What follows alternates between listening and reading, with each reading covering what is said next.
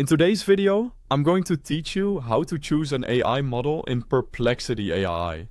Choosing the right model can make a big difference in the quality, speed, and style of the answers you get. So I'll walk you through the exact flow and share a few tips to help you pick confidently. First, open the official Perplexity AI website and log into your account so you're on the home page. Once you're in, look for the main search bar front and center. This is where every query starts, and it's also where you'll set which AI model handles your question. Before you type anything, take a look just below or beside that search bar for the model option. This control lets you decide which model runs your next query. Click it to open the dropdown, and you'll see a list of available AI models you can choose from. By the way, I've placed the official website link at the very top of the description so you can jump straight to Perplexity AI without hunting around. Now, pick the model you want from the list. Different models often trade off speed, creativity, and depth, so choose what best fits your goal. If you need quick summaries, a faster model may be perfect. If you're aiming for thorough reasoning or more nuanced writing, pick one known for depth.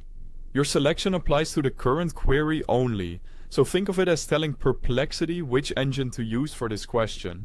You'll usually see the chosen model indicated near the search area, which is a handy way to confirm your set.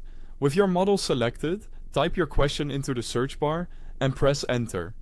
The response you get will be generated by the model you chose, so pay attention to the style and completeness of the answer. If the result isn't quite what you wanted, try refining your prompt with more context or constraints to help the model focus. You can switch models anytime. Just click the model drop-down again, pick a different option, and run a new query. This is great for comparison.